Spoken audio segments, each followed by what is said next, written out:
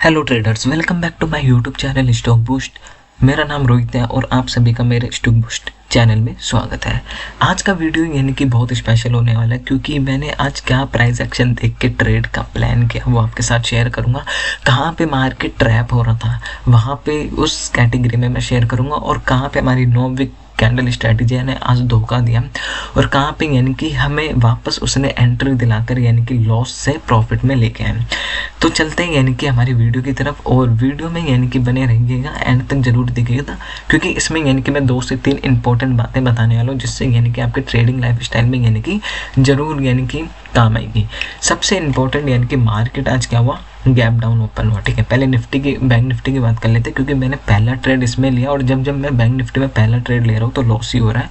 तो कल से मैं ये रखूँगा कि निफ्टी में ही ट्रेड करूं। ठीक है, निफ्टी और फिन निफ्टी ने तो बहुत ही अच्छा ट्रेड दिया था, मेरे को अपॉर्चुनिटी दी।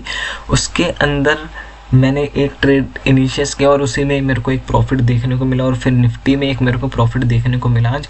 ठीक है, तो सबसे पहले यानी कि जो निफ्टी यानी कि गैप डाउन ओपन हुआ और गैप डाउन ओपन होने के बाद यानी कि कैंडल बनाए इनडिसीजन कैंडल। ठीक है, फिर यहाँ से यानी कि 5 मिनट यानी कि इसी कैंडल के अंदर ना, मतलब 1 2 3 4 5 छठे कैंडल में इसने ब्रेकआउट दिया। अब यहाँ पे जैसे ही ब्रेकआउट दिया यहाँ पे क्या था हमारे पास, यानी कि एक रेजिस्टेंस था कल का, मतलब हाई था हमारे पास। तो इस हाई को रिस्पेक्ट करके निफ्टी ने यानी कि यहाँ से रेजिस्टेंस लिया, फिर नीचे आया, फिर वापस ऊपर गया और यहाँ पे कंसोलिडेट करने लगा, फिर वापस से एक ब्रेकआउट दिया, लेकिन यहाँ पे फिर कंसोलिडेट करते करते करते यहाँ पे जिन का एसएल था यानी कि उनका एसएल हिट करवा के नीचे लेके आया। फिर यहाँ से मार्केट क्या हो गया, एक रेंज में फंस चुका था। ठीक है, यहाँ पे क्या हो चुका है, यानी कि मार्केट एक रेंज में फंस चुका है। अब जैसे ही इसी रेंज में मार्केट नीचे आए वापस यानी कि एसएल हिट करवा देता था। अब यहाँ से जैसे इसका ब्रेकआउट था तो यहाँ से एसएल हिट करवा रहा था। तो मार्केट ने आज कहीं ना कहीं क्या करा, यानी कि एसएल हिट करा, मतलब ट्रैप किया है बैंक निफ्टी और निफ्टी दोनों ने। फिर निफ्टी ने तो मोमेंटम दिया है, लेकिन बैंक निफ्टी वगैरह ने यानी कि इन्होंने बहुत हमें ट्रैप किया।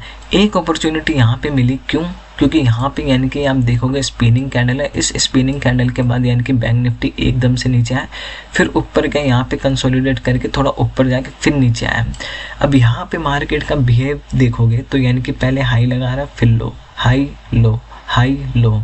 अब यहाँ पे लो हो चुका है, लेकिन यहाँ पे ब्रेकआउट भी दे चुका है। अब जिन लोगों ने एंट्री का प्लान किया होगा वहाँ पे इनका एसएल कट चुका होगा क्योंकि यहाँ पे वापस ऊपर जा चुका है बैंक निफ्टी। ठीक है, तो हम कहाँ फंसे थे वो मैं बताता हूँ। मैं फंसा था यहाँ पे इन लेवल के आसपास, मैं भी फंसा हूँ, मैं भी ट्रैप हूँ। वो कैसे हुआ दिखाता हूँ। बैंक निफ्टी का चार्ट है। ठीक है, बैंक निफ्टी का चार्ट है। मेरी स्ट्रैटेजी क्या थी, 9 वीक स्ट्रैटेजी। यहाँ पे पूरा प्रॉपर 9 वीक स्ट्रैटेजी बना था इस एरिया के आसपास, और मेरा रिस्क टू रिवॉर्ड था 1:2। इस एरिया के आसपास हमारा 9 वीक स्ट्रैटेजी बना।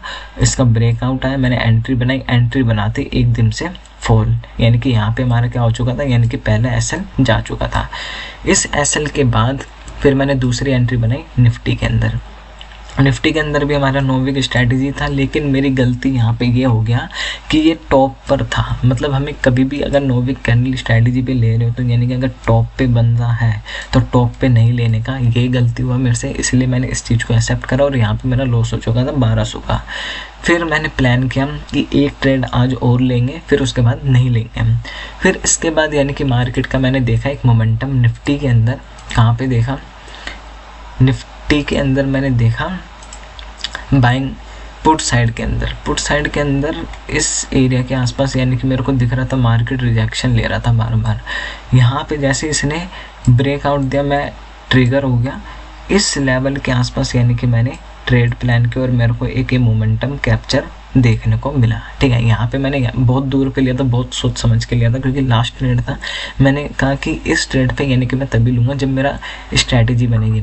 अब यहाँ पे मेरी कौन सी स्ट्रैटेजी बनी, 9 वीक तो नहीं बनी, लेकिन यहाँ पे मेरे को एक कन्फर्मेशन दिख चुका था, कौन सा, स्पिनिंग कैंडल का। ये स्पिनिंग कैंडल दिख रही है, 9 वीक के अंदर ही आती है। इस कैंडल के ब्याह पे, और मैंने इस बार 2 रुपये का एसएल रखा था, 2-3 रुपये का एसएल था इस बार, और इस एसएल के कारण यानी कि मैंने यहाँ पे 1000 रुपये तक का प्रॉफिट बनाया, मतलब 10 पॉइंट मैंने यहाँ से कैप्चर किए। ठीक है, और मैं प्रॉफिट तो है ही नहीं है, एक तरीके से प्रॉफिट नहीं बोल सकते, यानी कि आप देख सकते हो मॉर्निंग में पहला ट्रेड था बैंक निफ्टी में, जहाँ पे ये एस एल हिट हुआ, फिर इसके बाद हमारा निफ्टी के अंदर हिट हुआ, फिर यहाँ पे मैंने लास्ट ट्रेड लिया थर्ड, मैंने कहा इसमें मैंने प्रॉफिट और बन सकता था, ठीक है। फिर इसके बाद यानी कि मैंने एक फिर निफ्टी का मोमेंटम कैप्चर करा, वो कहाँ पे करा वो आपको दिखाता हूँ, ये रहा फिर निफ्टी का।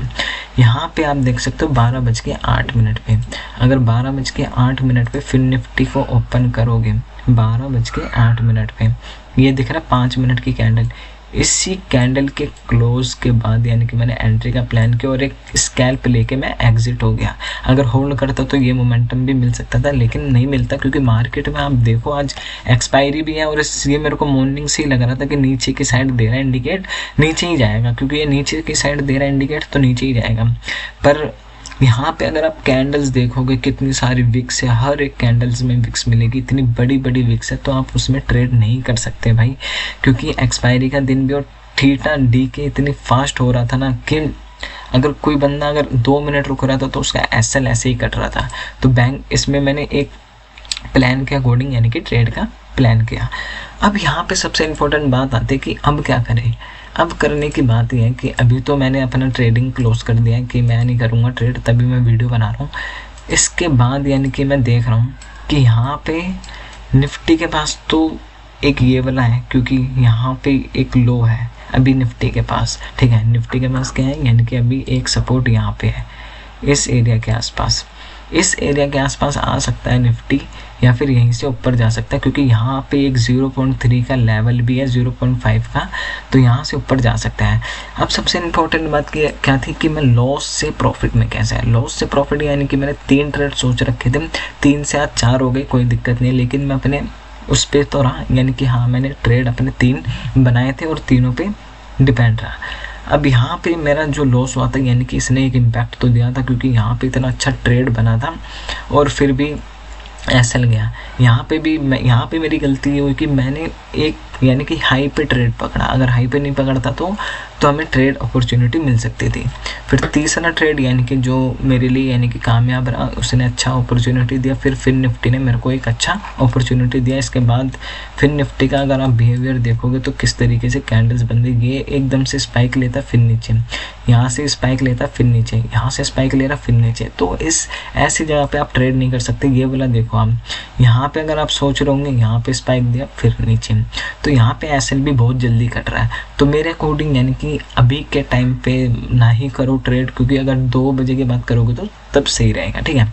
अब यहाँ पे मेरा जो लॉस जो प्रॉफिट है वो प्रॉफिट नहीं बोलूँगा, ये ब्रोकरेज में काउंट हो जाएगा, 1 2 3 4, तो 30 60 90 120, तो ये प्रॉफिट नहीं है मेरे लिए। मेरे लिए प्रॉफिट क्या होगा कि जब 1000 से ऊपर जाएगा तब मेरे लिए प्रॉफिट है। हर दिन प्रॉफिट हर दिन लॉस यानी कि मार्केट के अंदर चलता ही रहेगा। वैसे भी जनवरी मेरे लिए कुछ खास स्टार्टिंग है नहीं, देखते हैं आगे कैसे होता है। और आपके लिए यानी कि एक स्ट्रैटेजी लेके आ रहा हूँ, उसकी वीडियो आपको जल्दी मिल जाएगी।